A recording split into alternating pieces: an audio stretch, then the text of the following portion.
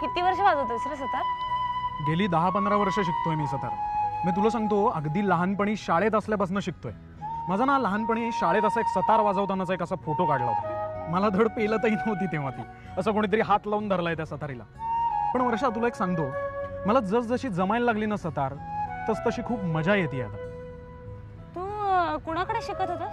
अगं शिकत होतो नाही, अजूनही शिकतोय मी. निरंजन दीक्षितांकडे.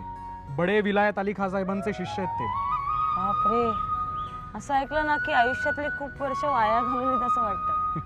म्हणजे पराग, मला पण तशी म्हणजे झाडांची आवड वगैरे आहे, पण नुसतीच आवड आहे. म्हणजे वेगवेगळी फुलं येणारी झाडं, वेगवेगळ्या आकाराची झाडं, असं खूप आवड. तू पण झाडांवर काहीतरी संशोधन करतोस ना, मला सर म्हणाले. बघ, असं संशोधन वगैरे असले काही मोठे शब्द वापरू नकोस. मी फक्त एक साधा प्रयोग करतोय. गेली 1.5-2 वर्ष करतोय. कसला प्रयोग? काय आहे, संगीताचा वनस्पतींवर परिणाम होतो हे अगदी तसं जगजाहीर आहे. पण तुला गंमत सांगतो, मी 2nd फ्लोअरवर राहतो. आमच्या इथे खाली ना एक असं गुलमोहराचं एक छान झाड आहे. तर मी एक दिवस ठरवलं की सकाळी उठायचं, रोज 10-15 मिनिटं त्या झाडाला सतार ऐकवायची. आणि तुला गंमत सांगतो, आता रोज मी तिथे बसून सतार वाजवतो. हो. काय परिणाम झाला झाडावर? म्हणजे झाड बहरलं का? त्याला फुलं वगैरे यायला लागली का? तू सतार वाजवायला लागल्यावर पानं सळसळतात झाडाची? काय झालं नक्की? हा, म्हणजे तशी त्याला आता फुलंही खूप आली आहेत, ते आता वाढलंही अगदी झपाट्यानी. पण पानं सळसळत आहेत का वगैरे ते काय माहित नाही आम्हाला. हा, म्हणजे आता तू सांगतेस म्हणल्यावर मी ते ऑब्झर्व करीन हे नक्की. पण तुला गंमत सांगतो, त्या झाडाच्या ज्या सगळ्या फांद्या आहेत ना, त्या आता अशा अगदी आमच्या बाल्कनीकडे वळल्या आहेत. हे स्पष्ट दिसतं अगदी. काय सांगतो? हो. हे पराग, काय आयडिया, आपण दोघं जण जंगलात जाऊया. जंगलात? हा, म्हणजे तुझी सतार घेऊन. म्हणजे बघ, तू सतार वाजवायला लागलास ना की झाडच काय, पण पशु पक्षी सुद्धा जमतील तिकडे. जाऊया? हो, पण हा प्रयोग 1.5-2 वर्ष करायचा? सो सरंजामे झालं का? मिळाली का परमिशन? नाही, लेटर आपल्याला अजून 4-5 दिवसांनी मिळालं ना तरी काही प्रॉब्लेम नाहीये. पण फाईलवर सही आणलीत का? Saranjame, anything wrong? तुम्ही नर्वस दिसताय. आपल्याला परमिशन्स नाही मिळालेल्या. म्हणजे तुम्ही स्वतः अक्षताला भेटलेलात का? भेटलो, त्यांच्याशी बोललो, पण त्यांनी काय ऐकूनच घेतलं नाही. आता काय सांगू? काय म्हणाली अक्षता? आय मीन, तिने तुमचा इन्सल्ट वगैरे केला का? ते सोडावं. मान अपमान, माझ्यासाठी या गोष्टी खूप क्षुल्लक आहेत. काम होत असेल तर. पण काम झालं नाही याचंच मला वाईट वाटतंय. तुम्हाला अक्षता काय म्हणाली? काय? नाही, तसं काही खास नाही. पण माझा अंदाज साफ चुकला मॅडम, कबूल करतो. आता खरं सांगायचं तर तुम्हीच त्यांच्याशी काही बोललात तरच काही होऊ शकेल. I mean,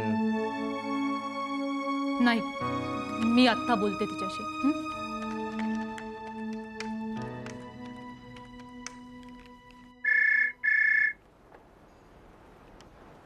hello. हॅलो अक्षता, मी अनुष्का बोलतेय. हां ताई, बोल.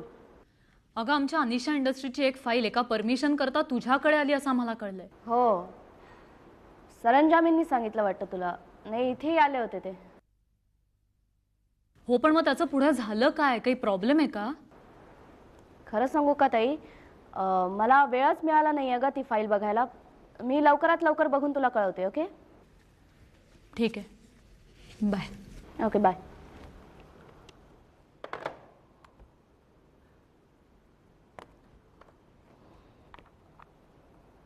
हां सोनी, जरा माझ्या केबिनमध्ये.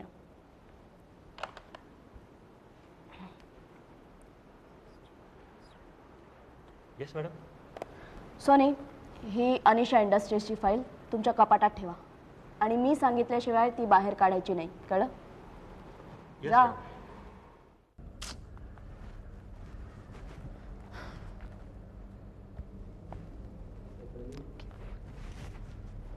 एक्सक्यूज मी गेल्या अर्धा तास इकडे वाट बघतेय.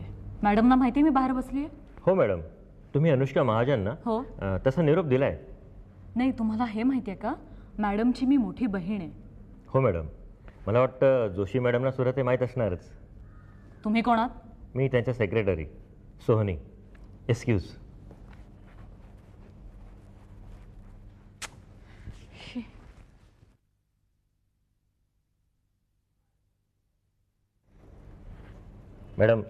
मॅडमने बोलवलंय. थँक्स. अक्षता, केबिनच्या बाहेर अर्धा तास ताटकळत बसायची मला सवय नाहीये. अनुष्का महाजन म्हणजे एक प्रतिष्ठित श्रीमंत महिला कारखानदार आहेत. अगं पण माझ्याकडे येणारे बहुतेक सगळे तसेच असतात ग. हो, मला मान्य आहे, पण मी तुझी बहीण आहे. म्हणजे मला सुद्धा तू त्याच रांगेत बसवणार की काय? That doesn't make any sense, you know. ताई, हवं तर मी पुन्हा माफी मागते. अगं पण तुझ्या आधी इथे कोण आलं होतं माहितीये का? आहुजा इंडस्ट्रीजचे मालक. मला माहिती आहे. एनिवे, आमची अनिशा इंडस्ट्रीची फाईल क्लिअर झाली? नाही अजून. नाही म्हणजे कालच माझ्या खालच्या अधिकाऱ्यांनी मला रिपोर्ट्स दिलेत, त्यामुळे 1-2 दिवसात मी तुला काय ते कळवते.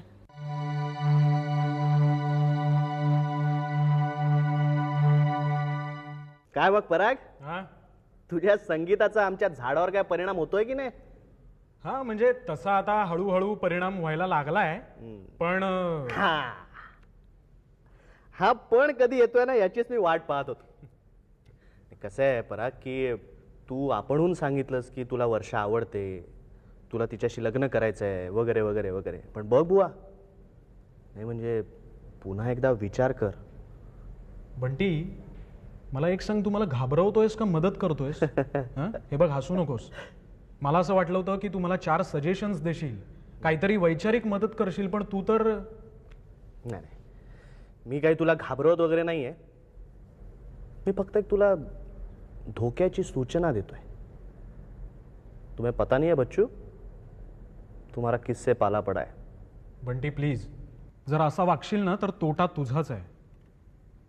अरे यार, तुम ऐसा नहीं चाहते कि तुम्हारी बहन की शादी हो जाए, उसकी जिंदगी अच्छी तरह से गुजर जाए? चाहता तो हूं यार, पण कसं आहे ना की तुझ्यासारखा सज्जन, सालस, सुसंस्कृत, सुविचारी अशा मुलाचा हकनाक बळी जाऊ नये असं वाटतं मला. म्हणजे ते पाप माझ्या तरी माथी लागू नये. नंतर म्हणू नकोस की मी तुला आधी काही कल्पनाच दिली नाही. बंटी, आता बास. हा, भंकस करू नकोस तू. ही भंकस वाटते तुला?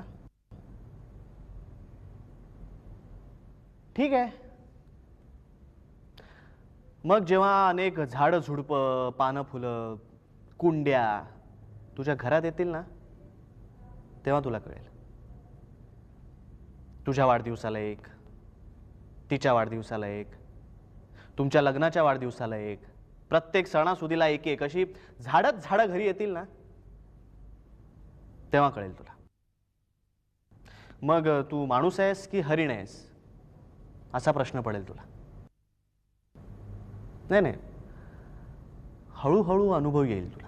नाही, तशी मला आता हळूहळू आयडिया यायला लागली आहे. अरे पण ती परवा चक्क मला म्हणाली की... काय म्हणाली? जंगलात जाऊया का म्हणाली? बंटी, तुला कसं कळलं? अरे फक्त एवढंच नाही म्हणाली ती मला म्हणाली की तुझी सतार घे आणि आपण दोघंही जंगलात जाऊ. तू तिथे बसून सतार वाजव, मी निवांत ऐकत राहीन. अरे यापुढे असंही म्हणाली मला की तिथे पशु पक्षी वन्य प्राणी सगळे ऐकत बसतील. नाही काय बंटी, तशी ती मला आता हळूहळू आवडायला लागली आहे. पण तिच्या आयडिया फार भयंकर आहेत बरं का. आहेत ना? म्हणजे मी खोटं बोलत नाहीये, बरोबर? बरोबर आहे. बरं ते ठीक आहे, मला या धोक्याची जाणीव करून दिल्याबद्दल धन्यवाद. पण आता यातनं बाहेर पडण्याचा मार्ग काय तो सांग. तो सांगितलास तर तू गुरु, नाहीतर काय उपयोग आहे? तिचं सगळं ऐकत बसलास ना तर तू आयुष्यातनं उठशील. ते होऊन द्यायचं नाही. तिच्या मनाविरुद्ध वागूनही तूच जगातला सर्वोत्तम माणूस आहेस हे तिला पटवून द्यायचं आणि हे तिला पटता क्षणी ताबडतोब लग्न करून मोकळं व्हायचं. ते ठीक आहे रे, पण नंतरचं काय? या घराचं जंगल होणं कसं काय थांबवू मी? ते झालं तरी चालेल एक वेळ. म्हणजे काय की तुझा तिला जंगलात घेऊन जायचा त्रास तर वाचेल आणि मग लवकरात लवकर मुलं ही देवाघरची फुलं हे तिला पटवून द्यायचं. बाप रे. अरे बापरे काय, ती मुलं द्वाड मस्तीखोर कशी होतील अशी रोज प्रार्थना करायची की ती मुलं स्वतःहून जंगलतोड करतील. बंटी, अरे एक वेळ तसं झालं तरी नंतर घराची सर्कस होईल, त्याचं काय? अरे ते नंतर बघू, आधी कशाला पुढचा विचार करायचा? आधी हे 4 अडथळे तर पार कर, मग मी आहेच की. होय गुरुदेवा, आपली कृपा राहू दे म्हणजे झालं. त्याची गॅरंटी नाही. समजा मी उद्या लग्न केलं तर मग मलाही अडथळे पार करायला लागतीलच की काय? अच्छा, म्हणजे आपण दोघही एकाच नावेतले प्रवासी होणार. समजा मी लग्न केलं तर असं म्हणालो, त्याची गॅरंटी नाहीच. वा. आई तू सांग, ह्याला काही अर्थ आहे का? हे बघ अनु, मला तरी असं वाटत नाही की ती तुझा जाणून बुजून मुद्दामून अपमान करेल. मुद्दाम नाही तर काय? हा, तिला वाटतं काय मी कोण आहे? 4-5 कंपन्यांची मालकीण आहे मी, कळलं? मालकीण. आणि तिने मला तिच्या केबिन बाहेर अर्धा तास वाट बघायला लावली. काय समजते काय हे स्वतःला? तू आधी शांत हो बघू. आई मी हा माझा इन्सल्ट कधी नाही विसरणार, कधीच नाही. अगं पण आता तूच म्हणालीस ना की तू जेव्हा गेलीस या केबिन मध्ये कोणीतरी बसलं होतं म्हणून, मग तुझा तिने इन्सल्ट केला असं कसं म्हणू शकतेस तू? अगं पण आतनं हसण्याचे आवाज येत होते, म्हणजे आपल्याला कळतं ना की आतमध्ये सिरियस काही नव्हतं चालू. अगं येडूबाई, हे झालं तुझं मत. हा, आणि या वयात तुम्ही अशा भांडू नका ग. आणि तुमची भांडणं मी सोडवावी तशी तुझी अपेक्षा आहे का? सांग. नाही, मग अजिबात नाही. आणि मुळात मी तुला हे सांगायला आलेलेच नव्हते. तुला माहितीये, मला केबिन मध्ये बोलायला नंतर ती बाई जी काय टेचात रुबाबात बोलत होती ना, हॉरिबल. मला एक क्षण वाटलं ना एक मारावी मुस्कटा. अनु, नाहीतर काय ग. काय झालंय काय तुला अनु? हा, तू हे असं सांगतेस मला, ती अजून काहीतरी सांगेल. आणि तुमचं जे काय आहे ना ते तुमचं तुम्ही सोडवा, माझ्या डोक्याला ताप नको. ठीक आहे, मी माझं तोंड बंद ठेवते बस.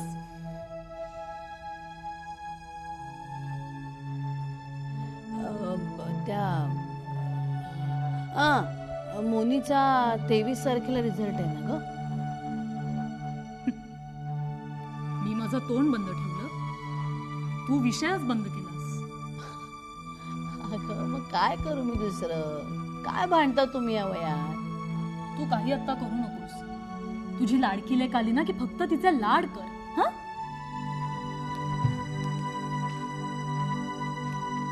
येडू आहे येडू.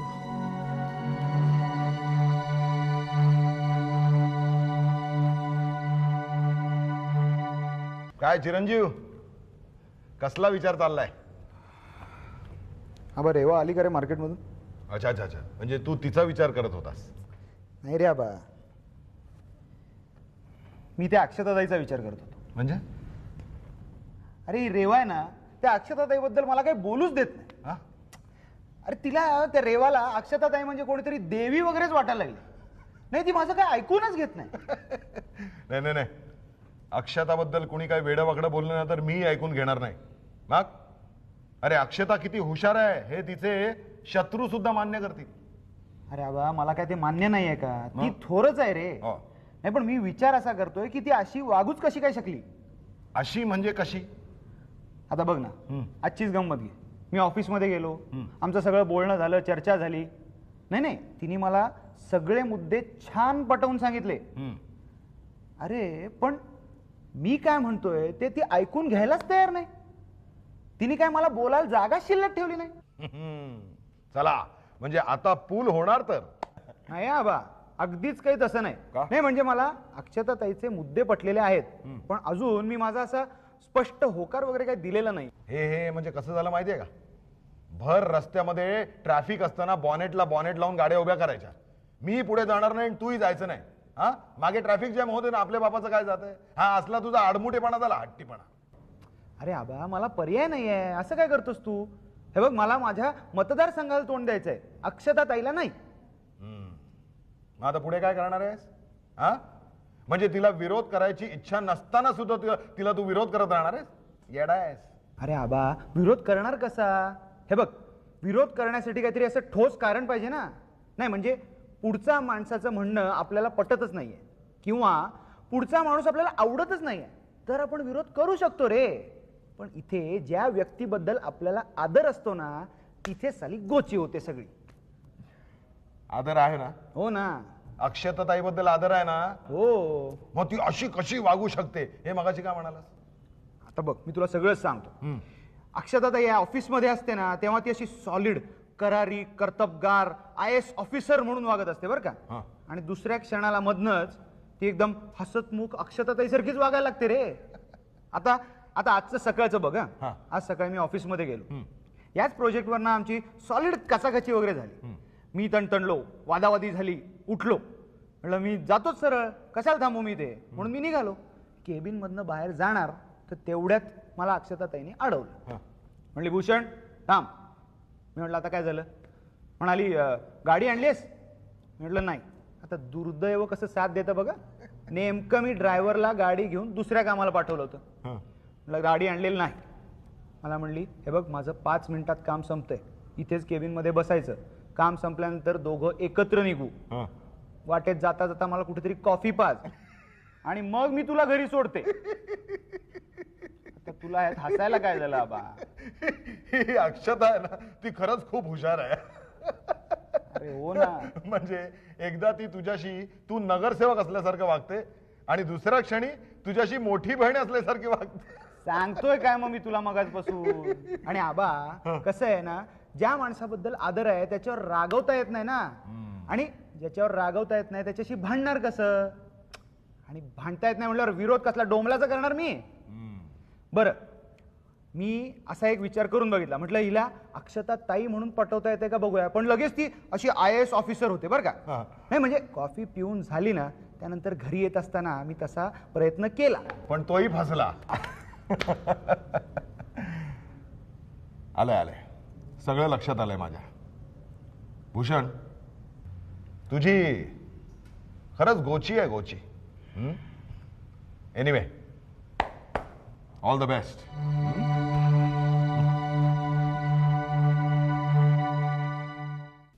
Getting back in the ascendancy, Mira strikes. ताजी सुपरहिट फिल्मों का सिलसिला And the greatest adventure. Scared Potter. शिरोडकरांनी घोषणा केलेल्या हिंदी आणि कन्नड चित्रपटाचं चित्रीकरण एकाच वेळी होणार असल्याचं त्यांनी सांगितलं. तनू, लाव, मला बातम्या ऐकायच्यात, लाव. कशाला? ऐकून काय होणार आहे? त्रासच होणार आहे ना. तरीही मला ऐकायच्या आहेत, लाव. तनू. या चित्रपटाच्या कथा आणि पटकथा लेखिका श्रीमती आकांक्षा जोशी चित्रपट क्षेत्रात पदार्पण करतात. दिग्दर्शक वीरेंद्र शिरोडकर आणि आकांक्षा जोशी आजच सकाळी एका अत्यंत साध्या समारंभात विवाहबद्ध झाले. आजच्या पत्रकार परिषदेत शिरोडकर पती पत्नींनी आपल्या विवाहाची ही बातमी देऊन उपस्थितांना गोड धक्का दिला.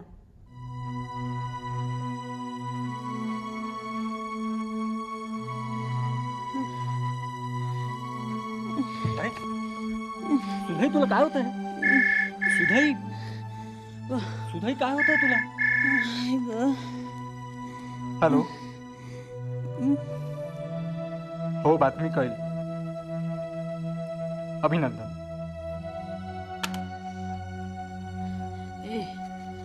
कुणाला अभिनंदन? कुणाचा फोन होता? कुणाचा फोन होता सांग ना. तिचाच. म्हणजे सो आकांक्षा वीरेंद्र शिरोडकरचा. घे घे फोन घे, बघ फोन. हा, हॅलो. हा, हो हो हो. अरे तिला तुझ्याशी बोलायचंय. हॅलो अगं माझं तर ऐकून अरे बाळा ती ढसाढसा रडतेय तिकडे तुझ्याशी बोलायचंय. हॅलो आकांक्षा अगं हॅलो हॅलो तनू ए तनू